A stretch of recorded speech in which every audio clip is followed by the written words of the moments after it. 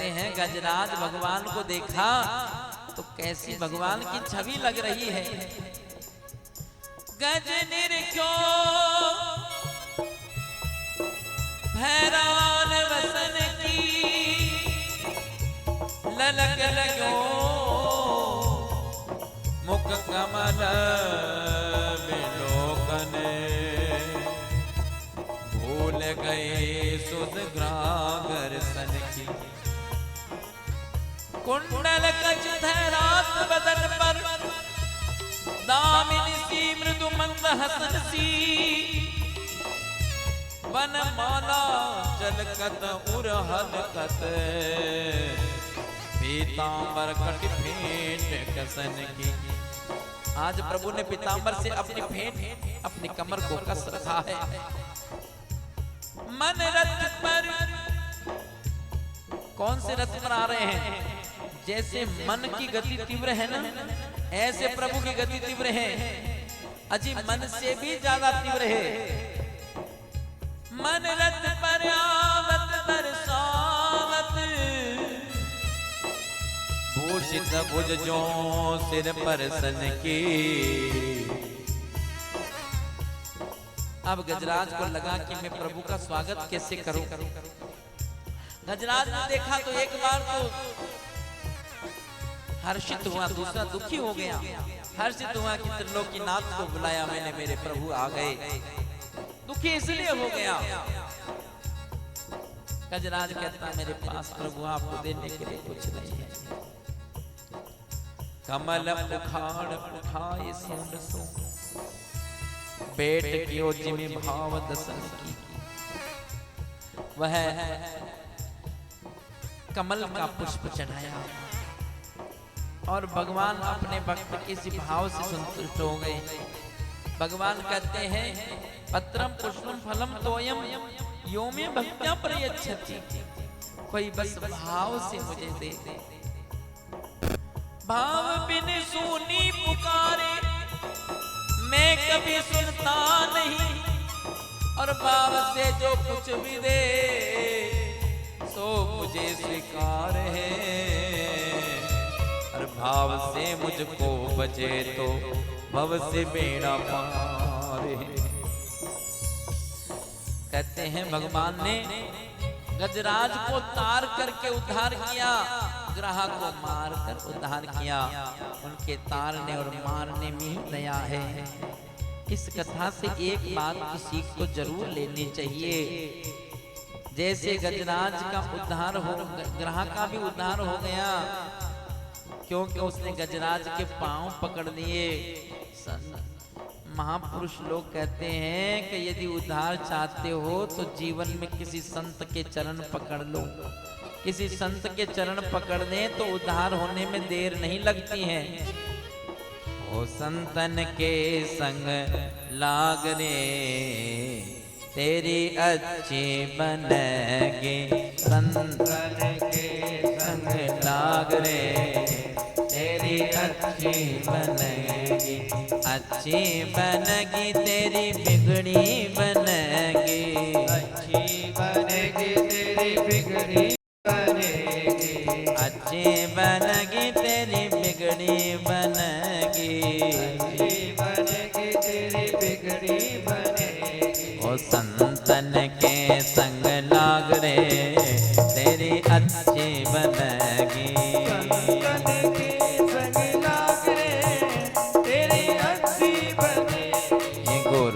चरण से लाग रे तेरी अच्छी बनेगी।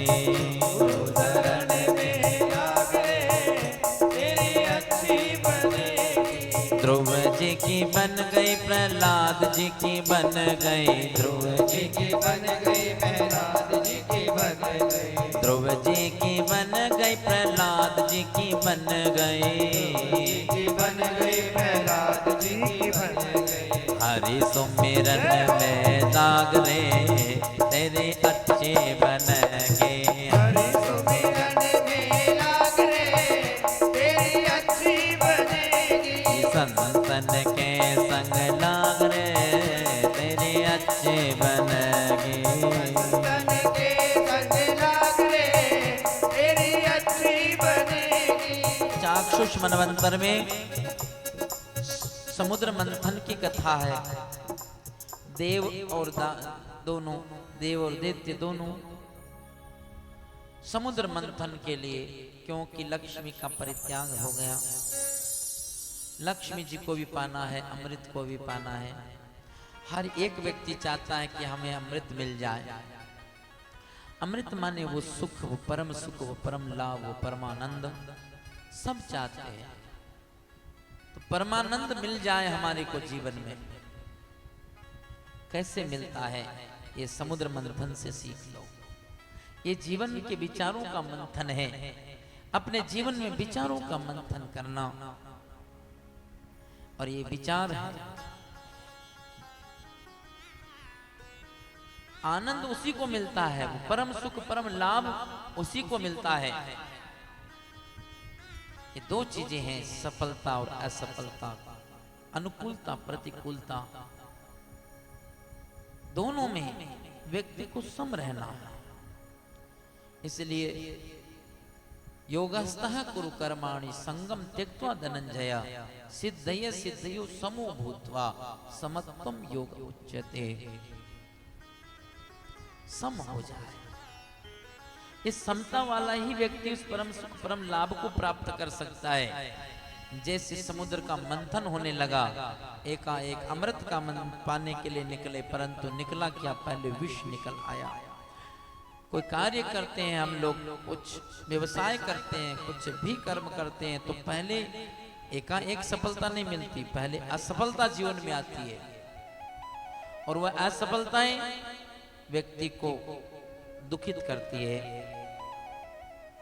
भगवद गीता में भगवान कहते हैं सुखेषु दुखेषु अनुदिग्ध मनाहा सुखेषु विगत विस्प्रह वीतराग भय क्रोध स्थित धीर मुनि रुच्यते। यह दुख में उद्विग्न नहीं होना। दुख आया तो उसको भी सहन करना पड़ता है, सुख आया उसको भी सहन करना पड़ता है।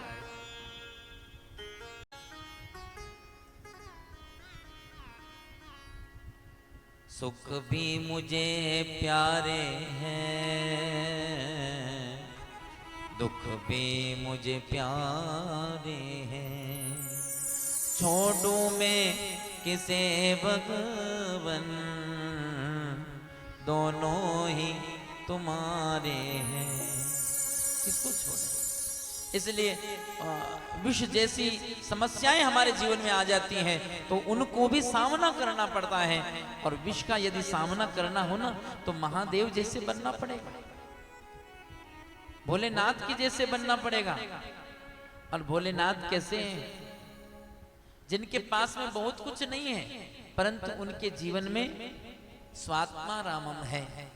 महोक्ष खट्वांगम परशुरजिनं भस्म फणिनं कपालं चेतीय तव वरदो तंत्रोपकरणं सुरास्तां ताम्रतिं ददति तु भवद्भ्रू प्रणिहितां नहि स्वात्मा रामं विषय मृग तृष्णां रमयति।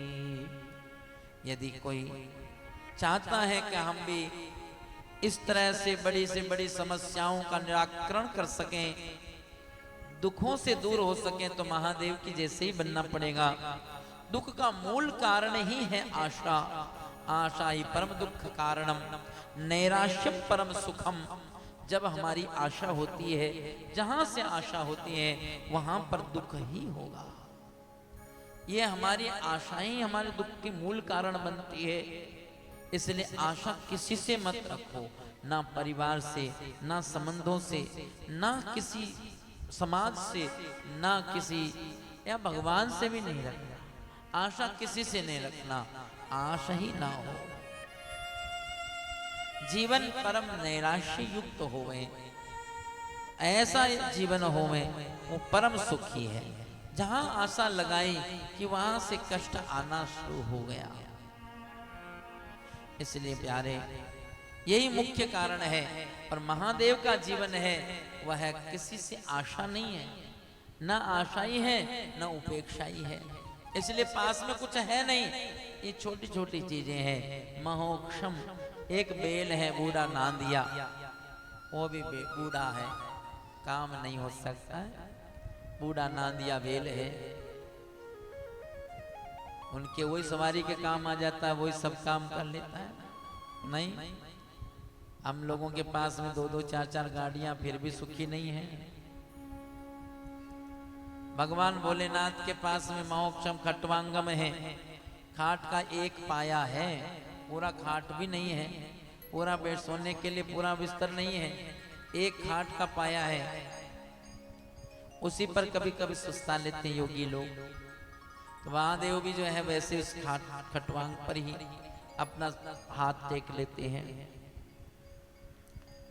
महादेव जी का ऐसा स्वरूप, खटवांगम परशु, पास में परशा है, पर इसको किसी से डराने के लिए नहीं है, ये लकड़ी उकड़ी काटने के लिए लाना पड़ता है। रजिनम रस्टी भी है पास में, लकड़ी काट के लाओ तो बांधने के भी काम आ जाए रस। रजिनम भस्म भी है, ये भस्म उपटन का काम करती है। लोग अपने लिए इत्र फुलेल क्रीम पाउडर क्या क्या लगाते हैं, परंतु महादेव के पास एक भस्म है, उसी भस्म से ही सब काम चल जाता है। महादेव भाते पर शरीर पे भस्म लगाते हैं, मानो भगवान कहते हैं कि ये जो भस्म है ना, ये जीव के बताएं, जो चैन खींचेगा वो बेचैन हो जाएगा। अरे शिव शंकर भोले बाबा रे, बाबा रे, मस्तक ऊपर चंद्र विराज नाग काला रे। भोले बाबा रे, बाबा रे, मस्तक ऊपर चंद्र विराजे नाग काला रे। हाँ नाग काला रे, गले में सर्प माला रे, नाग काला रे, गले में सर्प माला रे। शिव शंकर भोले बाबा रे, बाबा रे, मस्तक ऊपर चंद्र विराज नाग काला रे। शंकर भोले बाबा रे, बाबा रे, मस्तक ऊपर चंद्र विराजे नाग काला रे। महादेव जी को गुलाब का फूल, कमल का फूल हर किसी को होड़ लग सकती है, हमें चाहिए, परंतु धतूरे का फूल किसी को नहीं चाहिए। महादेव कहते हैं जो किसी को नहीं चाहिए वो हमारे चढ़ा, तो उस फूल में प्रसन्न है, कोई अपेक्षा आशा नहीं है। जिसके जीवन में ऐसी अपेक्षाएं आशाएं नहीं होती हैं, वो जीवन इस दुख से नहीं उद्विग्न होता। तब तो महाराज रत्न निकलने लगे। कितने रत्न निकले? 14 रत्न निकले हैं समुद्र से। जैसे आप लोग कोई कार्य करते हैं, पहले विघ्न बाधाएं आती तो बाद में सफलताएं भी आने लगती है, खूब लाभ प्रॉफिट आने लगता है घर में, तो प्रॉफिट को देख करके भूलना मत। ये नहीं कि सुख भी भुला देता है, दुख भी भुला देता है, पर दुख में भी भूलना मत और सुख में भूलना मत। और जो सुख में इन दोनों में जब नहीं उलझता है, उसको तीसरे कदम पर अमृतत्व की प्राप्ति होती है। कहते हैं लक्ष्मी जी भी इस रत्न के रूप में प्रकट हो गई। लक्ष्मी माता प्रकट हुई, लक्ष्मी जी का स्वयंवर हो रहा है। साथ में अष्ट सिद्धियां, 9 निधियां निकली है, वो उनका स्वयंवर करा रही है। कह रही है माता देखो ये इधर मनुष्य लोग बैठे हैं, मनुष्य पसंद है आपको? बोले नहीं नहीं ये पसंद नहीं है। क्यों? बोले लोभी हो गए। लोभी लोग, लोभी के घर में लक्ष्मी जी नहीं जाती, लक्ष्मी उन्हीं के घर जाती हैं जो पुण्य आत्मा होते हैं, जो पुण्य करते हैं, जो सत्कर्म करते हैं। आप देखो सत्कर्म करने वाला व्यक्ति स्वर्गादि लोकों को पाता है, और स्वर्गादि लोकों से जो योग भ्रष्ट होता है, सूची नाम श्रीमताम गेहे, फिर वो धनवानों के कुलों में जन्म हो जाता है उसको, और धनवान के घर में फिर आता है, फिर वो सत्कर्म करता है, फिर अच्छे लोगों में जाता है, फिर आता तो धनवानों के घर में आता है। अब बताइए, सूची नाम श्रीमताम गेहे, पवित्र कुलों में, धनवानों के कुल में उसका जन्म होता है। और जो व्यक्ति सत्कर्म नहीं करता है,